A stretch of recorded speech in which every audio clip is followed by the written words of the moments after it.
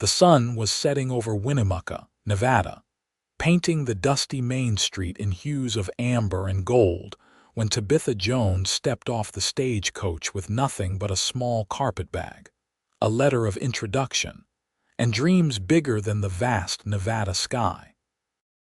She smoothed down her travel-worn dress, trying to appear more presentable than she felt after 3 days of jostling travel across the rugged terrain.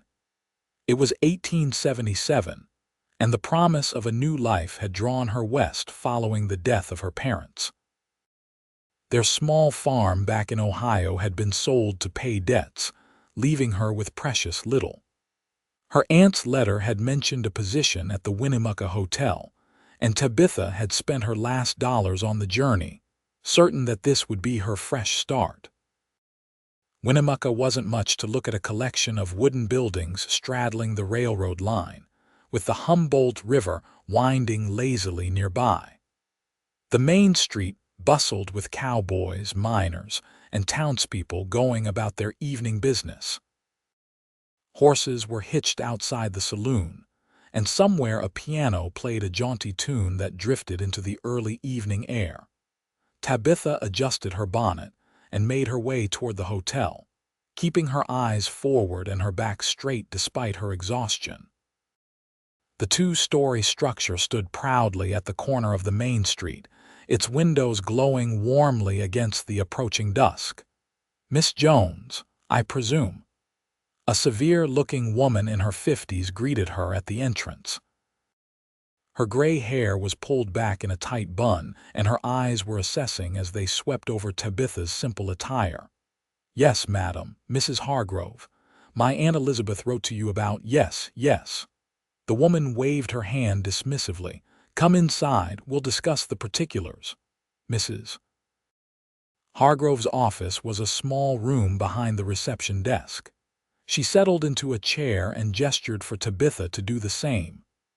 "Your aunt spoke highly of your character," Mrs. Hargrove began, adjusting her spectacles, "but failed to mention your qualifications. What experience do you have in hotel work?" Tabitha swallowed hard. "I've kept house for my father since my mother passed 5 years ago. I can cook, clean, so. Can you manage accounts, speak any languages for our foreign guests? Are you trained in the proper etiquette of a first-class establishment?" "No, madam, but I'm a quick learner," and Mrs. Hargrove's lips thinned. "Miss Jones, this is not some frontier outpost.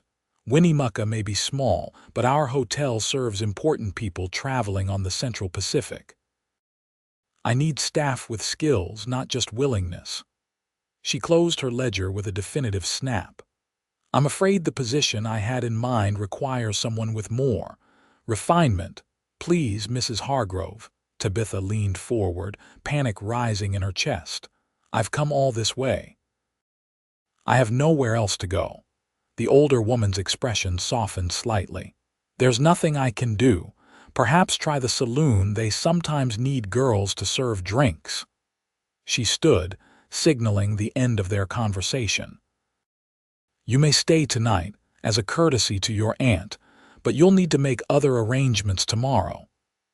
Tabitha left the office, her hopes crumbling like dry earth beneath her feet. Night had fallen completely now, and she stood on the hotel porch, the weight of her situation pressing down upon her. Her meager savings would last perhaps another week if she was careful. The saloon across the street was not an option. She had heard stories of what happened to young women who worked in such establishments. She shuddered at the thought. With nowhere else to go for the evening, Tabitha returned to the small room Mrs. Hargrove had grudgingly provided. Sleep eluded her as she stared at the ceiling, wondering how her dreams had collapsed so quickly. Morning came with no new solutions. Tabitha gathered her few possessions and stepped onto the street, determination masking her fear. She would find work somewhere. She had to. The town was already bustling despite the early hour. Tabitha walked from business to business, the general store, the bakery, the dressmaker's shop, but everywhere the answer was the same. They needed experience, skills she didn't possess. By midday, hunger gnawed at her stomach, and desperation clouded her thoughts. She sat on a bench outside the general store, trying to hold back tears of frustration. "You look like you could use a cup of coffee," a deep voice said. Tabitha looked up to see a tall man standing before her. Sunlight glinted off his brown hair, and his eyes were the color of the Nevada sky. His clothes were trail-worn but clean denim pants, a faded blue shirt, and a vest. A cowboy hat was pushed back on his head, and she could see the gun holstered at his side. "I'm fine, thank you," she replied, even as her stomach betrayed her with a growl. A smile tugged at the corner of his mouth. "Sounds like you might disagree with yourself there." He extended his hand.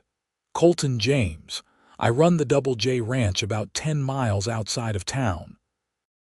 Tabitha hesitated before taking his hand. "Tabitha Jones. New in town. Is it that obvious? Winnemucca isn't big enough to hide new faces for long." He gestured to the small cafe across the street.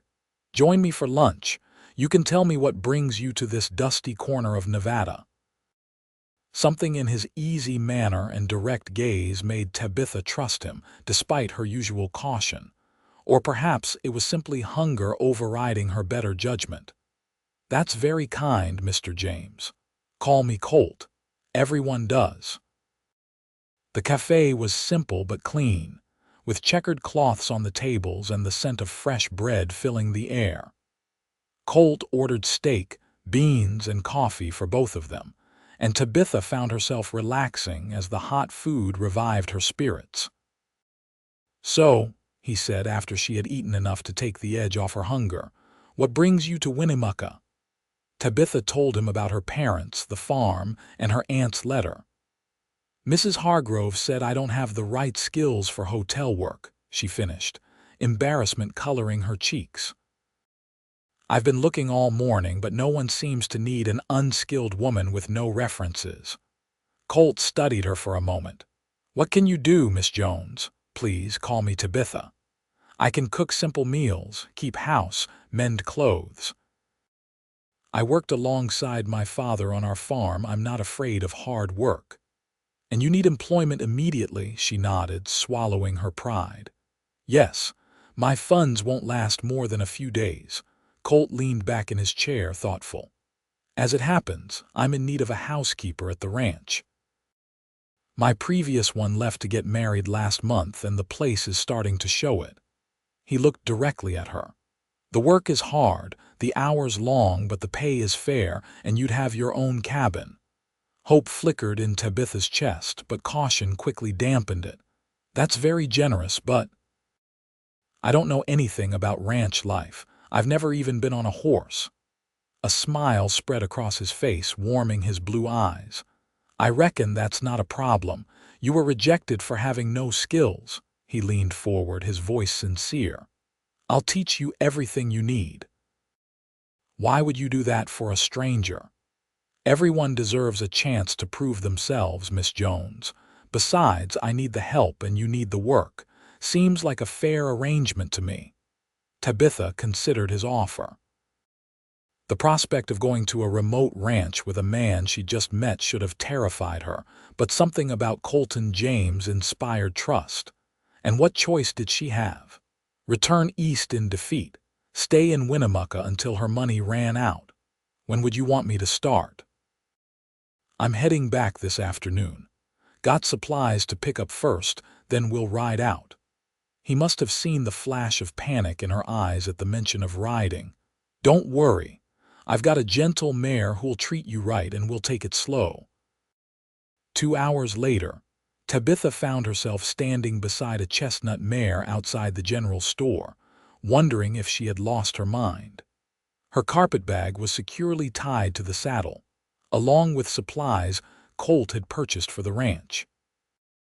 "Put your foot in the stirrup and I'll help you up," Colt instructed, standing beside her. Tabitha hesitated, eyeing the horse warily. "Her name's Penny," Colt said. "She's as gentle as they come." Taking a deep breath, Tabitha placed her foot in the stirrup and felt Colt's strong hands at her waist, lifting her into the saddle. For a moment, panic seized her as she felt the horse shift beneath her, but Colt's steady hand on the reins calmed both her and the mare. "Hold the reins loosely like this," he demonstrated. "Penny knows the way home. Just let her follow my horse." Colt mounted his own horse, a powerful bay stallion with the easy grace of a man who had spent his life in the saddle. "Ready." Tabitha nodded, though she wasn't sure if she was ready at all. As they rode out of town, she glanced back at Winnemucca, the place that had rejected her, and then forward to the open land beyond, a mixture of fear and excitement coursing through her veins. The Double J Ranch sprawled across a valley nestled between rolling hills, with the Humboldt Mountains rising majestically in the distance. The main house was a substantial two-story structure built of timber and stone, with a wide porch wrapping around the front. Several outbuildings, a barn, bunkhouse, and what Tabitha assumed were storage sheds clustered nearby. Corrals held horses, and in the distance, she could see cattle grazing on the grasslands. By the time they arrived, the sun was setting, and Tabitha's body ached from the unaccustomed hours in the saddle. Colt helped her dismount, his strong hands steadying her as her legs threatened to buckle beneath her. "First time's always the hardest," he said with a sympathetic smile. "You'll be feeling it tomorrow, but it gets easier." A tall, wiry man with weathered skin approached from the barn. "Boss, didn't expect you back till tomorrow." "Change of plans, Tom. This is Miss Tabitha Jones, our new housekeeper. Tabitha, this is Tom Wilkins, my foreman." Tom tipped his hat. "Madam, pleased to meet you, Mr. Wilkins." Tabitha nodded, trying to appear more composed than she felt. "Tom, could you see to the horses? I'll show Miss Jones to her cabin and get her settled." The cabin was a short distance from the main house, close enough to be convenient but far enough to offer privacy. It was a simple one-room structure with a small porch, but as Colt lit the lamps inside, Tabitha was pleased to see it was clean and sturdily built. A bed stood against one wall, a small table and two chairs in the center, and a stove in the corner. A washstand with a mirror completed the furnishings. "It's not fancy," Colt said, "but it's yours for as long as you're here." "It's perfect," Tabitha replied honestly. After the uncertainty of the past day, having a place to call her own was a relief. The privy's out back, and there's a bathhouse between here and the main house. You can have Sundays off, unless there's a special occasion. He ran a hand through his hair. "I realize you've had a long day. Rest tonight and we can talk more about your duties tomorrow." Tabitha nodded gratefully. "Thank you, Mr. James. I promise I'll work hard." "I believe you will, Miss Jones." He tipped his hat. "Good night." Left alone, Tabitha sat on the edge of the bed, trying to process how dramatically her life had changed in just one day. From rejection and near destitution to being employed and housed on a cattle ranch, it seemed almost unreal. Outside, the vast Nevada sky was ablaze with stars, more than she had ever seen back in Ohio. The unfamiliar sounds of the ranch, distant lowing of cattle, the occasional neigh of horses, the whisper of wind through the cottonwoods created a strange lullaby. Despite her exhaustion, Tabitha took time to unpack her few possessions, arranging them carefully to make the cabin feel more like home. Her mother's Bible went beside the bed, a small silver-framed photograph of her parents on the table. She changed into her nightgown, washed her face and hands in the basin, and finally climbed into bed. As sleep claimed her, Tabitha thought of Colton James, his easy confidence, his kindness to a stranger in need, and his promise to teach her what she needed to know. She wondered what tomorrow would bring on this strange new frontier. Dawn broke with a brilliance that painted the eastern sky in shades of pink and gold. Tabitha woke to unfamiliar sounds, roosters crowing, men calling to each other as they began the day's work, the lowing of cattle in the distance. For a moment, disorientation gripped her, until memory flooded back. She rose, wincing at the soreness in her legs and back from yesterday's ride. After washing and dressing, she stepped onto the small porch of her cabin and took in the morning activity of the Double J Ranch. Cowboys moved between the barn and the bunkhouse. Horses were being led to corrals, and smoke rose from the chimney of the main house. Gathering her courage, Tabitha made her way to the main house. She climbed the steps of the broad porch and knocked on the door, uncertain of the protocol. The door swung open to reveal a round-faced woman in her 60s, her gray hair pulled back in a bun, her expression curious but friendly. "You must be Miss Jones," the woman said. "Mr. James said you'd be joining us. I'm Mrs. Beatrice Miller, the cook. Come in, come in." Tabitha stepped into a spacious entryway that opened onto a comfortable sitting room to one side and a dining room to the other. Mrs. Miller led her through to a large kitchen at the back of the house, where the aroma of coffee, bacon, and biscuits filled the air. "Mr. James is already out with the men," Mrs. Miller explained, "but he asked me to get you settled. Sit down and have some breakfast. You look like you could use it." Tabitha accepted gratefully, realizing how hungry she was.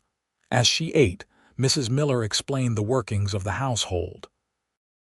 "I do all the cooking for Mr. James and any guests, plus prepare meals for the ranch hands that they eat in the bunkhouse. Your job will be keeping the house clean, doing the laundry, mending, and helping me when things get busy.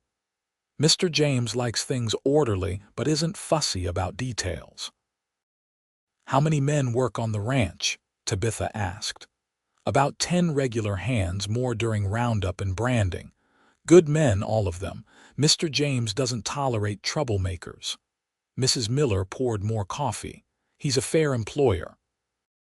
Works alongside his men, doesn't ask anyone to do something he wouldn't do himself." After breakfast, Mrs. Miller gave Tabitha a tour of the house.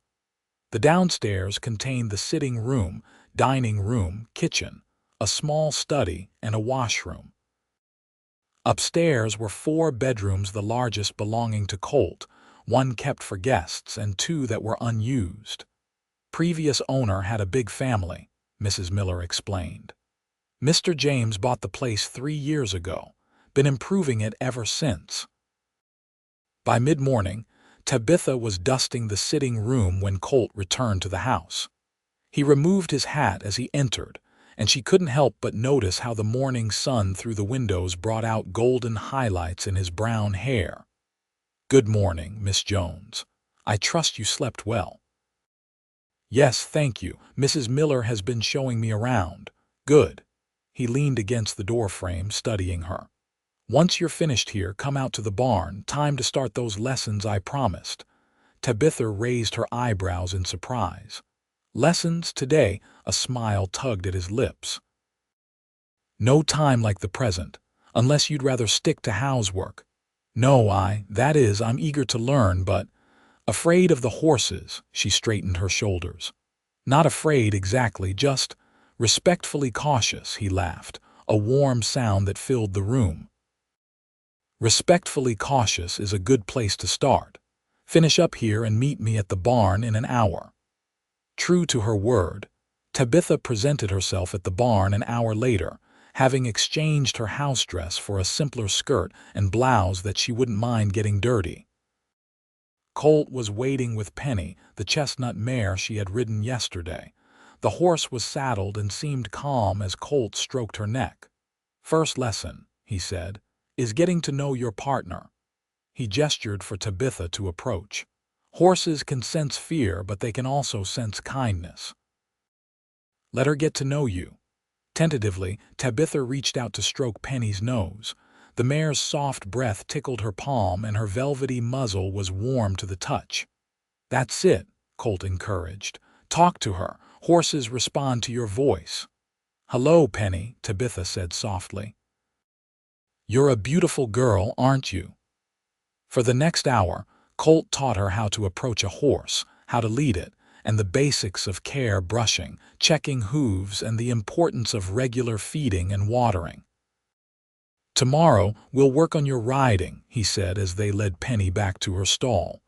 "Can't have you falling off if we need to ride out to check the herd." "Is that part of a housekeeper's duties?" Tabitha asked, surprised. "No, but it's part of ranch life." His blue eyes held hers. "You said you wanted to learn everything. I intend to teach you." The days fell into a rhythm. Mornings were devoted to household duties: cleaning, laundry, mending. After lunch, Colt would find her for lessons. Sometimes it was riding, her confidence growing with each day in the saddle. Other times, he taught her about cattle, how to recognize signs of illness, the basics of herding, the cycle of ranch operations through the seasons. "Why are you teaching me all this?" she asked one afternoon, 2 weeks after her arrival, as they rode back from checking a section of fence. "Surely a housekeeper doesn't need to know about breeding stock and fence repair." Colt was quiet for a moment, his eyes scanning the horizon before returning to her face. "Everyone on a ranch should understand how it works. Besides, you're a quick learner. Seems a shame to waste that." As spring deepened toward summer, Tabitha found herself increasingly drawn to the outdoor work. She still maintained the house, but Mrs. Miller often shooed her out the door with a knowing smile when Colt came looking for her. "Girl needs air and sunshine," she heard Mrs. Miller tell Colt one day. "And you need someone who sees this place the way you do." Tabitha pretended not to hear, but the words stayed with her, warming her in unexpected ways. One evening in early June, as twilight painted the land in shades of purple and gold, Tabitha sat on her cabin porch, mending one of Colt's shirts. The sound of approaching footsteps made her look up. Colt stood at the bottom of the steps, hat in hand. "Evening, Miss Jones, Mr. James." She smiled, setting aside her sewing. "Is something wrong?" "No, nothing wrong." He seemed uncharacteristically hesitant. "I was wondering if you might join me for a ride tomorrow. There's a place up in the hills I'd like to show you." "I'd be delighted," she replied, curiosity piqued by his unusual formality. The next day dawned clear and warm. Tabitha dressed with extra care, choosing a riding skirt and blouse in a shade of blue that she knew complemented her eyes. She braided her dark hair and tucked it under a wide-brimmed hat to protect her face from the sun. Colt was waiting at the barn, 2 horses saddled and ready. He'd packed food in the saddlebags, she noticed, suggesting they would be gone for some time. They rode for nearly 2 hours, climbing steadily into the hills that bordered the northern edge of the ranch. The terrain changed from the flat grasslands to rocky slopes dotted with pinyon pines and junipers. Finally, they reached a high meadow ringed by trees, with a view that took Tabitha's breath away. The entire valley spread below them, the ranch buildings looking like toys in the distance, the silver ribbon of the river winding through the grasslands, cattle moving like dark specks against the green. "It's beautiful," she whispered, dismounting to stand at the edge of the meadow. "I come here to think," Colt said, joining her.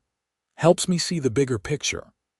They spread a blanket in the shade of a large pine and shared the lunch Mrs. Miller had packed: fried chicken, biscuits, apple pie, and a jar of lemonade. As they ate, Colt spoke of his plans for the ranch: expanding the herd, improving the bloodlines, perhaps adding sheep on the higher ground where cattle didn't graze as well. "You've put a lot of thought into this place," Tabitha observed. "This land gets into your blood," he replied, his gaze sweeping the valley below. "When I first came west, I worked as a hired hand on ranches from Texas to Montana, saved every penny until I could buy my own place." His eyes returned to her face. "What about you? Do you miss Ohio?" Tabitha considered the question. I miss my parents, the farm, but not the life I had there, she smiled. I never imagined I'd end up on a Nevada cattle ranch learning to rope calves and mend fences. Do you regret it? Not for a moment, she answered honestly. Something changed in his expression, a softening around the eyes, a certain tension in his jaw. Tabitha, he began, using her given name for the first time since they'd met. I brought you here because I wanted to talk to you about something. Her heart quickened at his serious tone. Yes. You've been at the Double J for nearly 3 months now. You've learned more in that time than most do in years.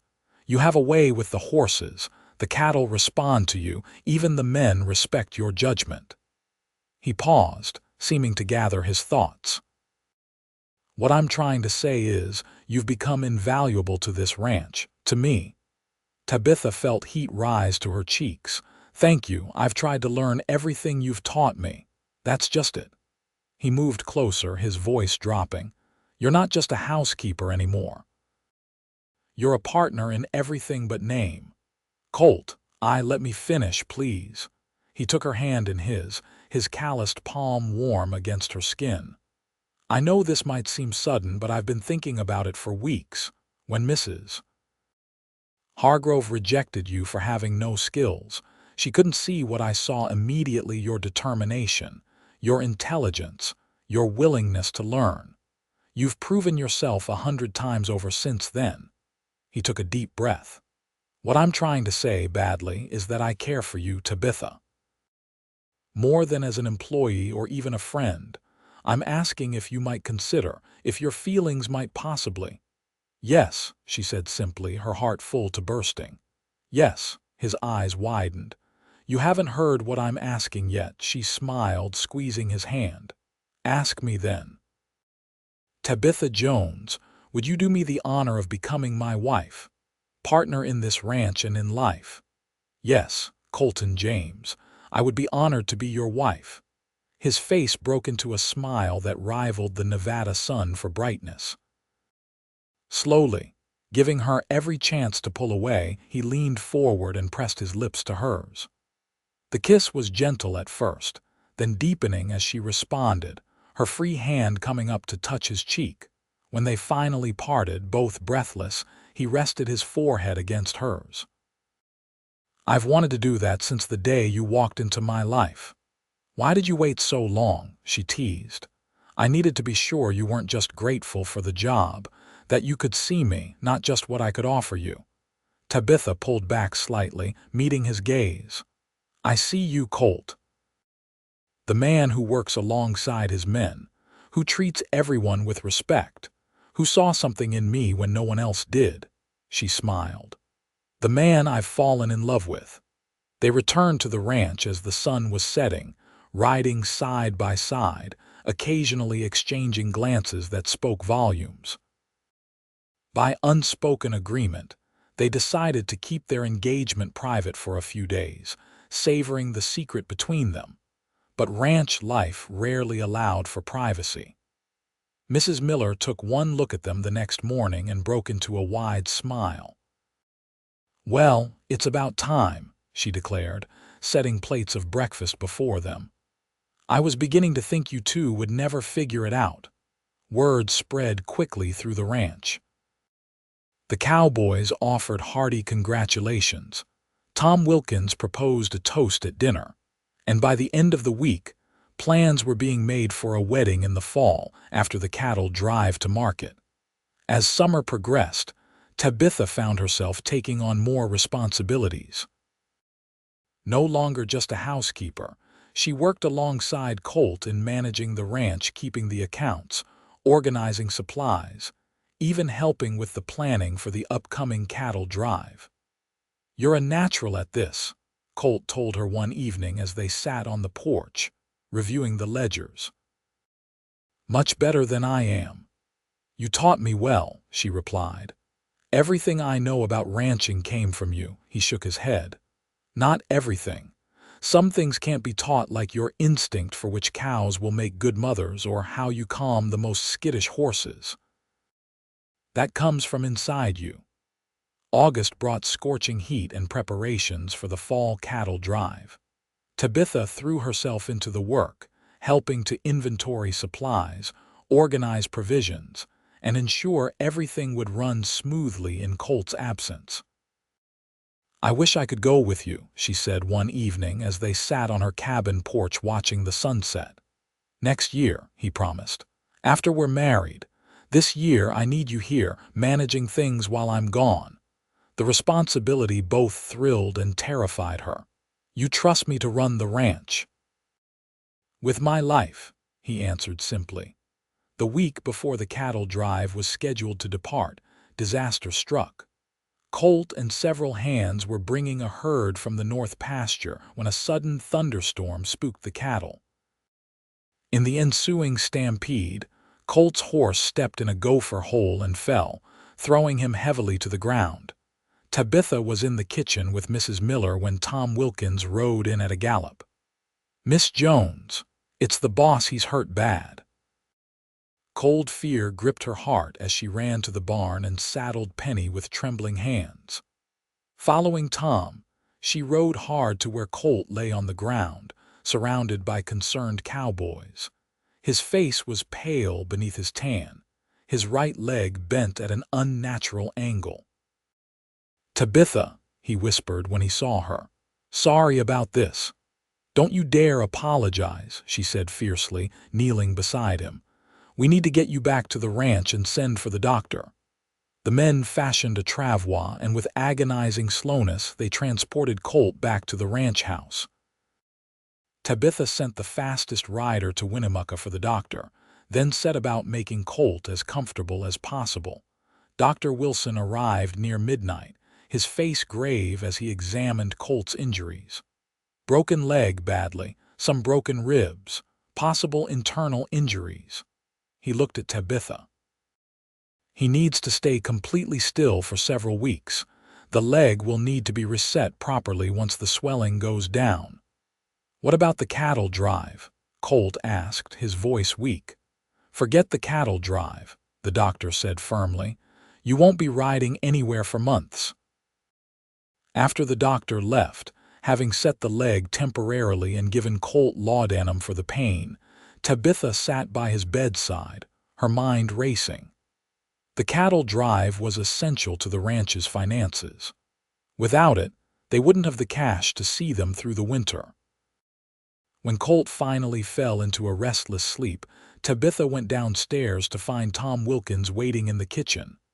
"How is he?" the foreman asked. "Resting now, but the cattle drive can't be postponed," Tom finished. "We've got contracts to fulfill, buyers waiting in Sacramento." Tabitha took a deep breath. "Then we'll have to go ahead without him, without the boss." Tom looked skeptical. "Miss Jones, no disrespect, but a cattle drive isn't like a Sunday picnic." "I know that, Mr. Wilkins." She met his gaze steadily. "But I also know every aspect of this operation. Colt has taught me well. With your experience and my knowledge of his plans, we can make this work." Tom studied her for a long moment, then slowly nodded. "If that's what the boss wants." "We'll ask him in the morning," Tabitha agreed, "but I don't see that we have much choice." Convincing Colt was harder than persuading Tom. He argued, protested, and finally resorted to pleading, but Tabitha stood firm. "The ranch needs this drive to succeed," she told him. "I can do this, Colt. You've taught me everything I need to know." "Book learning isn't the same as experience," he countered, wincing as he shifted in the bed. "Then it's time I got that experience." She took his hand. "Trust me as I've trusted you." In the end, he relented, recognizing the truth in her words. The cattle drive had to proceed, and with him bedridden, Tabitha was the only one who knew all the details of his arrangements. The next week was a flurry of activity as Tabitha worked with Tom to finalize preparations. She studied the maps, memorized the route, checked and double-checked supplies. The cowboys watched with a mixture of skepticism and growing respect as she threw herself into every aspect of the planning. The night before the drive was to begin, Tabitha sat with Colt in his room, going over last-minute details. "You should take my revolver," he said, indicating the weapon on his bedside table. "I have my own," she replied. At his surprised look, she added, "You taught me to shoot, remember? I've been practicing." A smile touched his lips. "So I did." He reached for her hand. "Tabitha, promise me you'll be careful if anything happened to you." "Nothing will happen," she assured him. "I'll have Tom and the men with me. We'll be back before you know it." He pulled her closer. "I love you, Tabitha Jones. Come back to me." "Always," she whispered, kissing him goodbye. Dawn broke clear and cool as Tabitha mounted Penny, dressed in split riding skirts and a sturdy jacket. The cattle, nearly 1,000 head, were already being moved toward the trail by the cowboys. Tom rode up beside her, his weathered face showing new respect. "Ready, Miss Jones?" She took a deep breath, looking back at the ranch house where Colt was confined to his bed, then forward to the long trail ahead. "Ready, Mr. Wilkins. Let's move out." The first few days of the cattle drive were a brutal education. Tabitha's theoretical knowledge met harsh reality as she dealt with straying cattle, river crossings, and the bone-deep exhaustion of 16-hour days in the saddle. But she refused to show weakness, riding alongside the men, eating the same beans and hardtack, sleeping on the ground beneath the stars. The cowboys, initially skeptical of following a woman's orders, gradually came to respect her determination and quick thinking. When a sudden storm threatened to scatter the herd on the fourth night, it was Tabitha who organized the men to keep the cattle calm and contained. "You're doing fine, Miss Jones," Tom told her that night as they huddled beneath a tarp, rain drumming overhead. "The boss would be proud." "I hope so," she replied, too tired to hide her doubts. "We've still got a long way to go." The drive continued, each day bringing new challenges: a water crossing where quicksand nearly claimed 2 steers, a dispute with a farmer whose lands they needed to cross, a tense encounter with a group of drifters that Tabitha diffused with a combination of diplomacy and the visible presence of her revolver. 2 weeks into the journey, as they neared the California border, disaster struck again. A rattlesnake spooked one of the horses, causing a small stampede that separated nearly 100 head from the main herd. Tabitha and 3 cowboys spent an entire day tracking and recovering the scattered cattle, bringing them back as night fell. Exhausted, her muscles screaming in protest, Tabitha slid from her saddle and nearly collapsed. One of the cowboys, a young man named Jake, caught her arm. "Miss Jones, you need rest," he said, concern evident in his voice. "I'm fine," she insisted, straightening with effort. "Just tired." "You've been riding longer hours than any of us," Tom said, approaching with a cup of coffee. "Take tonight off. We can handle the watch rotation." Too weary to argue, Tabitha accepted the coffee gratefully and retreated to her bedroll. As she lay looking up at the stars, she thought of Colt, wondering how he was healing, if he was following the doctor's orders or driving poor Mrs. Miller to distraction with his restlessness. The final leg of the journey passed in a blur of dust, fatigue, and growing anticipation. When they finally reached Sacramento and delivered the cattle to the buyers, Tabitha felt a surge of triumph unlike anything she had experienced before. "We did it," she told Tom as they watched the cattle being counted. "Every last one." "You did it, Miss Jones," he corrected. "Boss couldn't have done better himself." The return journey was faster without the cattle, and as they approached the Double J Ranch in early October, Tabitha felt her heart quicken. The familiar buildings came into view, smoke rising from the chimney of the main house, and she urged Penny into a gallop, outpacing the rest of the crew. She dismounted at the hitching post, her legs unsteady after weeks in the saddle, and rushed up the steps. The door opened before she could reach it, and there stood Colt, leaning heavily on a cane, his face lighting up at the sight of her. "You're supposed to be in bed," she scolded, even as she moved into his embrace. "Couldn't stay there knowing you were coming home," he murmured against her hair. "God, I've missed you." Later, after she had bathed and changed into a clean dress, they sat together on the porch, Tabitha recounting the journey while Colt listened with pride shining in his eyes. "You did it," he said when she finished. "You saved the ranch." "We saved it together," she corrected. "Your teaching, my learning." He reached into his pocket and pulled out a small velvet box. "I had this sent from San Francisco while you were gone." Opening it, he revealed a simple but elegant gold ring set with a small diamond. "I know we're already engaged, but I wanted to make it official." Tears filled Tabitha's eyes as he slipped the ring onto her finger. "It's beautiful." "Not half as beautiful as you," he replied, kissing her hand. "Tabitha Jones, you are the strongest, bravest woman I've ever known. Will you still marry me, now that you've seen what ranch life really involves?" "More than ever," she said, leaning in to kiss him. They were married 2 weeks later in a simple ceremony at the ranch.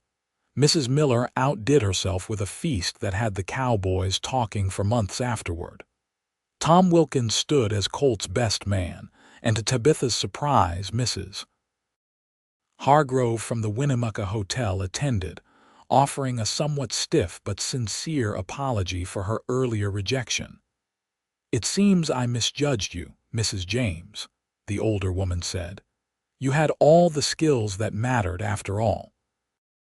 Winter settled over the Double J Ranch, bringing snow to the mountains and quiet days of planning for the spring. Colt's leg healed slowly but steadily, and by Christmas, he was able to walk without the cane, though Tabitha insisted he still use it for longer journeys. They spent the holidays in their home, now truly theirs together, making plans for the future, expanding the herd, improving the bloodlines, perhaps building a larger barn come spring. Tabitha continued to manage the accounts and much of the daily operations, her confidence growing with each decision. One evening in late January, as they sat before the fire in the sitting room, Colt noticed Tabitha's unusual quietness. "What's on your mind?" he asked, setting aside the book he'd been reading. She looked up from her sewing, a smile playing at her lips. "I was just thinking about the future." "And what do you see in this future?" "The ranch, of course, growing, thriving." She set down her needlework. "And perhaps in about 7 months, a new addition to our family." For a moment, Colt stared at her uncomprehending. Then understanding dawned, and he was across the room in an instant, kneeling before her despite his still tender leg. "Tabitha, are you saying?" She nodded, tears of joy filling her eyes. "Dr. Wilson confirmed it yesterday." Colt gathered her into his arms, his own eyes suspiciously bright. "A baby, our legacy," she whispered, placing his hand on her still flat stomach. "Another generation to teach everything they need to know." As spring returned to Nevada, the Double J Ranch flourished under the joint leadership of Colton and Tabitha James. The cattle were fat and healthy, new foals frolicked in the pastures, and the ranch hands worked with renewed vigor, inspired by the visible happiness of their employers. Tabitha's pregnancy progressed smoothly, though she reluctantly agreed to reduce her riding as her condition became more pronounced. Instead, she focused on improving the ranch house, preparing a nursery, and teaching Mrs. Miller's niece, newly arrived from St. Louis, the finer points of ranch management. "Just in case I'm temporarily occupied with motherhood," she explained to Colt with a wink. August brought scorching heat and the imminent arrival of their child. Tabitha found herself increasingly confined to the house, restless and eager for the baby to come. Colt hovered anxiously, torn between the demands of the ranch and his desire to stay close to his wife. On a sweltering afternoon, as Tabitha napped in their bedroom, she was awakened by a sharp pain. By evening, Dr. Wilson had been summoned, and the ranch house buzzed with tense anticipation. After hours of labor as dawn broke over the eastern hills, Tabitha gave birth to a healthy son. "Thomas Colton James," she whispered, cradling the tiny bundle in her arms. "After your father and Mr. Wilkins, who helped bring us together." Colt gazed down at his son, all written across his features. "He's perfect," he murmured, gently touching the baby's cheek, "just like his mother." As the years passed, the Double J Ranch prospered beyond even Colt's ambitious dreams.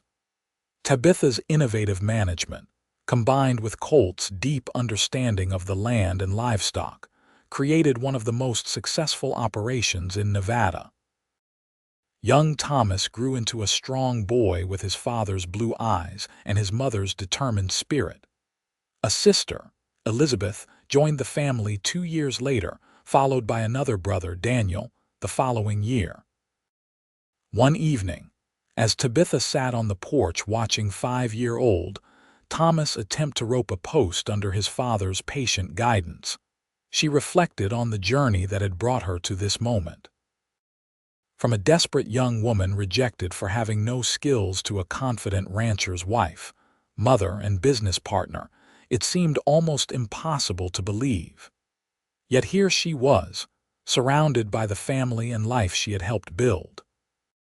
Colt joined her on the porch, sliding an arm around her waist as they watched their son whoop with delight at successfully looping the rope over the post.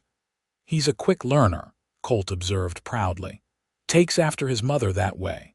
Tabitha leaned into his embrace. "I had a good teacher." "The best student," he countered, pressing a kiss to her temple. Thomas ran toward them, rope in hand. "Mama, did you see? I did it just like Papa showed me." "I saw, sweetheart," she affirmed, ruffling his hair. "You're learning fast. Papa says I need to know everything about the ranch because someday it will be mine. And Lizzie's and Danny's too." "That's right," Colt agreed, lifting the boy onto his lap. "But there's plenty of time for that. Years and years."